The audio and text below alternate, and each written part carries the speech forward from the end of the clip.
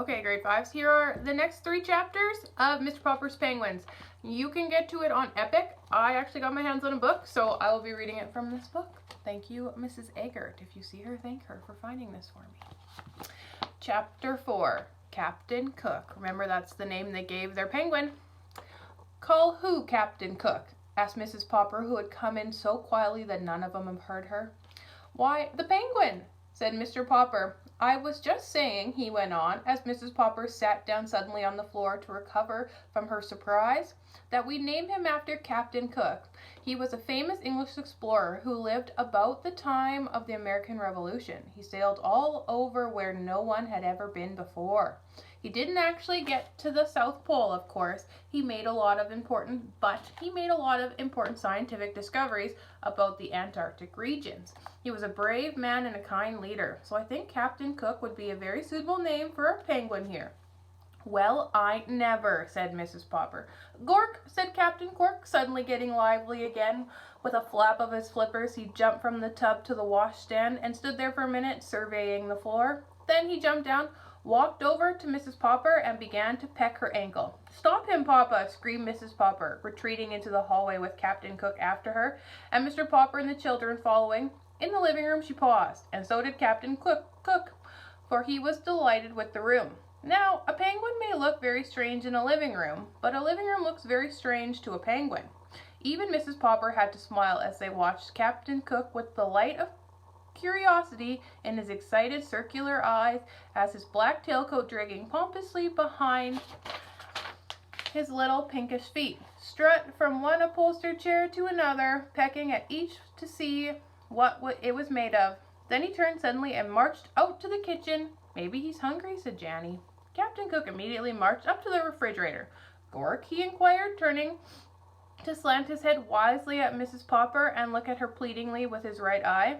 He certainly is cute, she said. I guess I'll have to forgive him for biting my ankle. He probably only did it out of curiosity. Anyways, he's a nice, clean-looking bird.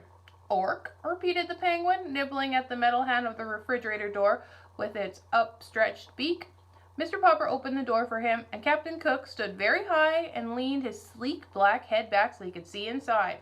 Now that Mr. Popper's work was over for the winter, the icebox was not quite as full, but the penguin did not know what to eat.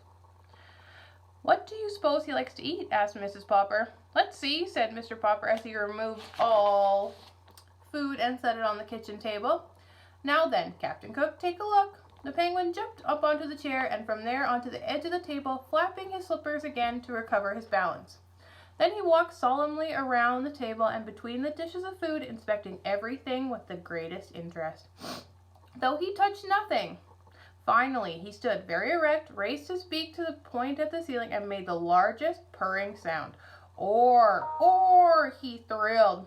That's a penguin's way of saying how pleased he is, said Mr. Popper, who read about this in his Antarctic books. Apparently, however, what Captain Cork wanted to show was that he was pleased with their kindness rather than their food. For now, to their surprise, he jumped down and walked into the dining room. I know, said Mr. Popper, we ought to have some seafood for him. Canned shrimps or something. Or maybe he isn't hungry yet. I've read that penguins can go for months without food.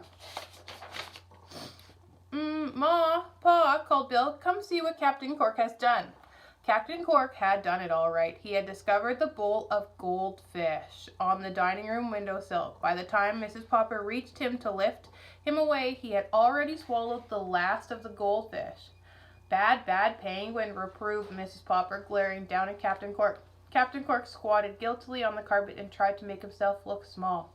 He knows he's done wrong, said Mr. Popper. Isn't he smart? Maybe we can train him, said Mrs. Popper.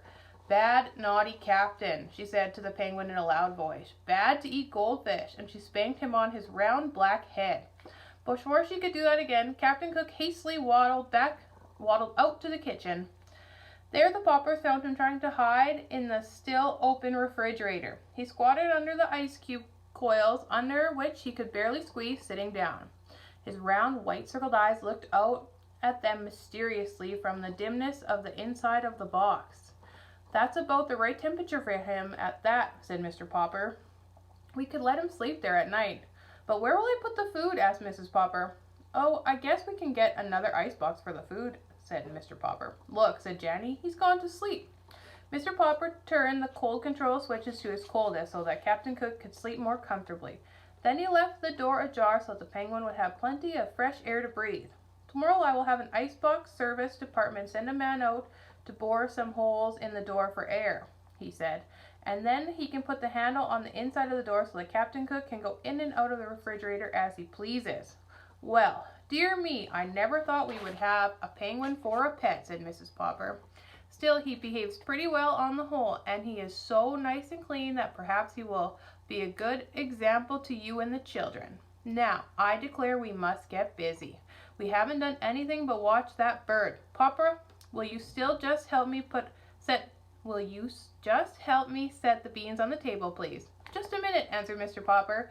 "I happened to think that Captain Cook will not feel right on the floor of the icebox. Penguins make their nests of pebbles and stones, so I will just take some ice cubes out of the tray and put them under him. That way he will be more comfortable."